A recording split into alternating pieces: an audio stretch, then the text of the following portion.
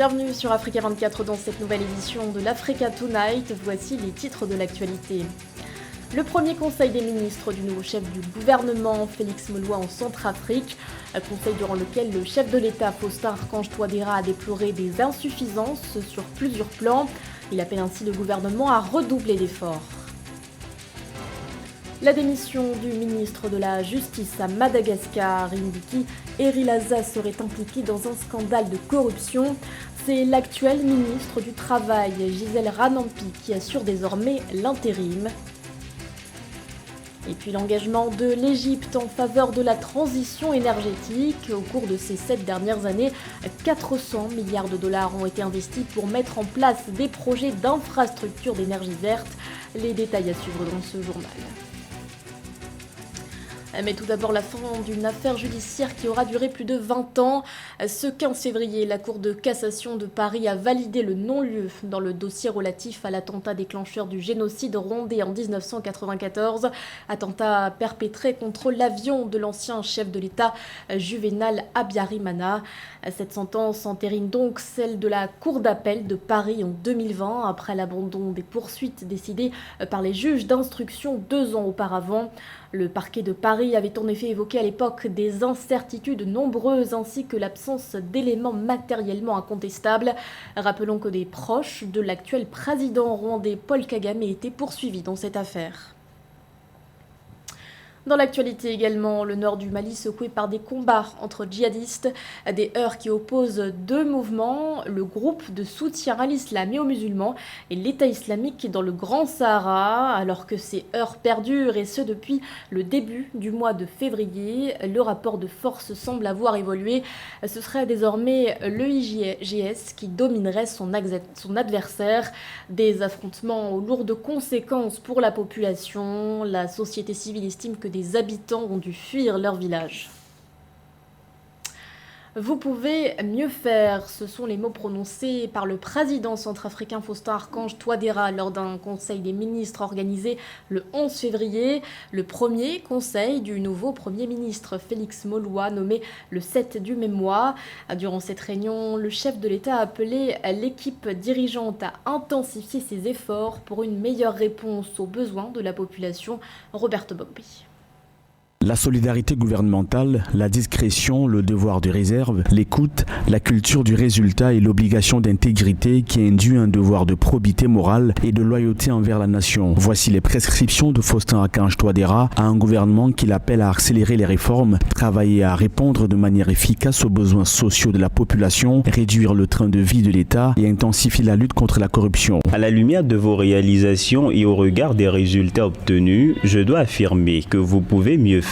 Mais j'ai aussi la responsabilité de vous dire que vous devez doubler d'efforts au regard de quelques insuffisances relevées sur plusieurs plans.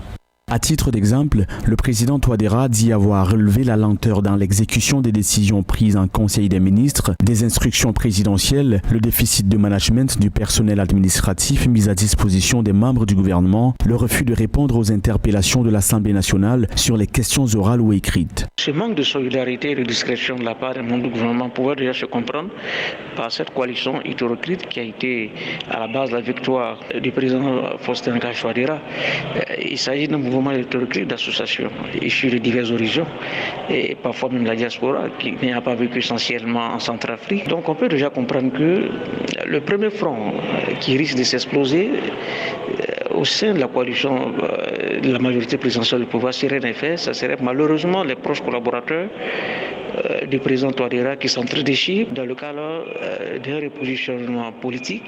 L'attitude du président Touadéra à l'égard du gouvernement arrive après la nomination du Premier ministre Félix Moloua, arrivé il y a quelques jours à la tête d'une équipe constituée par son prédécesseur Henri-Marie Dondra. Le chef de l'État trouve que les résultats attendus sont mitigés, même si des progrès notables ont été enregistrés dans certains domaines. Il a donné sa démission le 11 février dernier. À Madagascar, l'ancien ministre de la Justice, Mbiki Erilaza, a été remplacé par l'actuel ministre du Travail, Gisèle Ranampi, qui assure l'intérim. L'ancien garde des Sceaux serait impliqué dans une affaire de corruption largement relayée sur les réseaux sociaux. Plus de précisions dans ce sujet de Nathalie. À Madagascar, le poste de ministre de la Justice par intérim est désormais occupé par la magistrate Gisèle Ranampi, actuelle ministre du Travail. Ce réaménagement fait suite à la démission de l'ancien garde des Sceaux Mbiki Erilaza le 12 février 2022. Son absence au Conseil des ministres du 11 février 2022 avait déjà été constatée après la diffusion sur les réseaux sociaux d'un document audio l'impliquant dans un scandale de corruption. Ces audios ont donc une valeur purement symbolique, en ce sens qu'ils sont révélateurs des pratiques illicites et illégales dont s'accommodent dans certains cas les personnes dépositaires de la puissance et de l'autorité publique dans nos pays. Face aux accusations levées contre lui, l'ex-ministre Mbiki Erilaza a annoncé des enquêtes pour dévoiler l'origine des fichiers l'incriminant. Des observateurs ont également rappelé que sa démission n'est pas synonyme d'un aveu de culpabilité de sa part. La ligne de défense adoptée est une posture purement politique qui ne conteste ni la véracité des informations, ni l'authenticité de la conversation qui a fuité. Et au-delà de ça, même si la décision du ministre de démissionner peut être interprétée comme une volonté manifeste de laisser la justice travailler en toute impartialité, M. Erilaza devra néanmoins apporter la preuve de son innocence au cours d'un procès impartial. En 2017, le gouvernement malgache a révélé que la corruption était responsable de 1157 milliards de ariari de pertes de revenus dans le secteur des marchés publics. Un constat qui a poussé l'exécutif à durcir la lutte contre le fléau dans le pays. Depuis 2019, des cellules anticorruption ont été installées dans tous les ministères à Madagascar. Le programme d'appui à la production, diversification des exportations et substitution des importations semble porter ses fruits en Angola. D'après le ministre de l'économie, le volume des importations a considérablement baissé au cours de ces 5 dernières années. Il est passé de 4,2 à 1,4 milliard de dollars. Les détails avec Samantha Sabirou-Sabomang. En Angola, le volume des importations a fléchi de 4,2 à 1,4 milliard de dollars au cours des 5 dernières années. C'est ce qu'a indiqué le ministre angolais de l'économie et de la planification, Mario Caetano Joao. Allons croire, cette réduction résulte de la mise en œuvre du programme d'appui à la production, diversification des importations et substitution des importations. La stratégie des autorités angolaises visant à réduire les importations, c'est qu'elle leur permet de faire des économies en matière d'importation. On sait que la plupart des pays africains souffrent de ce phénomène de balance commerciale ou de paiement plus tard toujours déficitaire pour la simple et bonne raison que l'essentiel des devises est consacré aux importations. Selon le ministre Mario Caetano Joao, les importations des denrées alimentaires de base de l'Angola ont chuté ces dernières années avec une réduction cumulée d'environ 30%.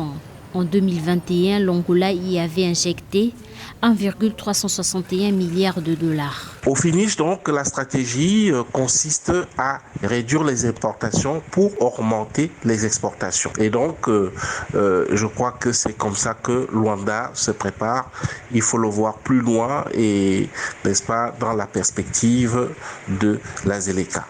La réforme du système fiscal, le financement accru du secteur productif de l'économie réelle, ainsi que l'inversion de la trajectoire des déficits successifs des soldes fiscaux ont contribué à la réduction du stock de la dette publique. Celle-ci est passée de 80 milliards de dollars en 2017 à 70 milliards de dollars en 2021, a expliqué Mario Caetano Joao.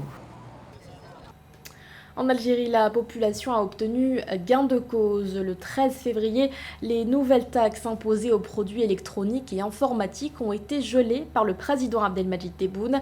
Cette décision prise en Conseil des ministres concerne aussi les produits alimentaires. Joël Ballot. L'application des taxes et impôts sur les produits alimentaires et le matériel informatique en Algérie est depuis le 13 février 2022 suspendue par le président algérien Abdelmadjid Tebboune. Cette suspension est à l'origine de la question de la disponibilité des produits de consommation et de l'augmentation du coût de la vie. Le président a ordonné au gouvernement de prendre toutes les mesures et procédures visant à faire éviter aux citoyens l'impact de la flambée vertigineuse des prix dans les marchés internationaux durant l'année en cours jusqu'à leur stabilisation.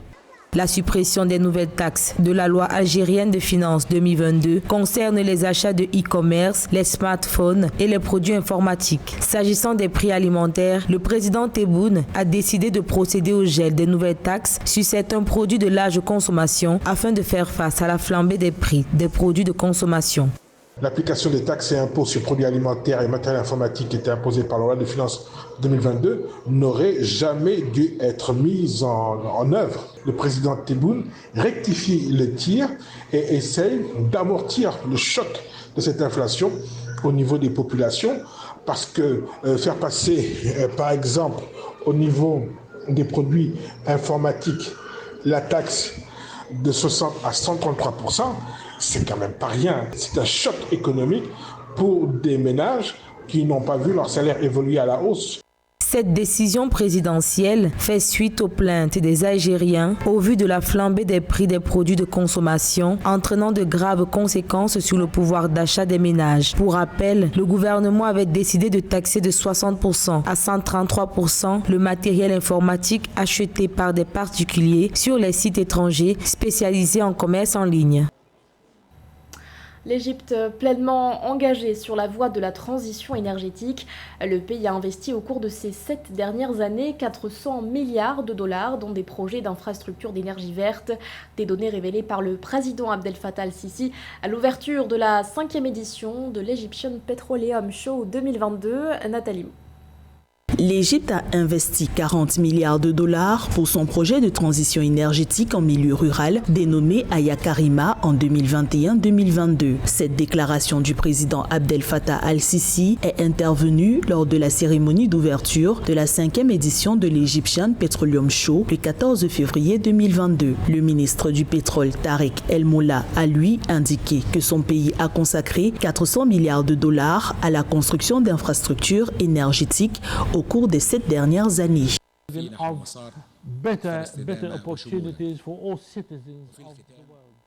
L'Égypte dépense 20 milliards de dollars par an pour éclairer les foyers avec le gaz naturel. Le pays a également inauguré 3 projets de raffinerie de pétrole en 2020-2021 avec des investissements totaux de 4,7 milliards de dollars. Le président Abdel Fattah al-Sisi s'est engagé à porter les aspirations africaines en matière de lutte contre le changement climatique lors de la COP27. Pour lui, sans soutien financier considérable, l'Afrique ne pourra pas gagner son défi énergétique au cours des 20 prochaines années. Une injustice pour le continent qui présente un énorme potentiel en matière d'énergie renouvelable, selon le chef d'État égyptien. J'espère que vous suivez l'état d'instabilité et l'escalade du terrorisme sur notre continent. Cela est dû à des capacités limitées et nécessite donc une période plus longue pour la réalisation de la transition énergétique.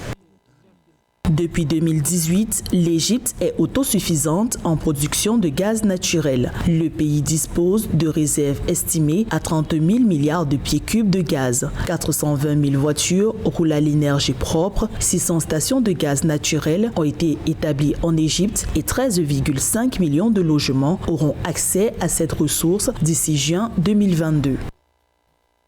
Ce journal a été réalisé par l'ensemble de la rédaction. Merci de votre fidélité. L'actualité continue sur Africa 24.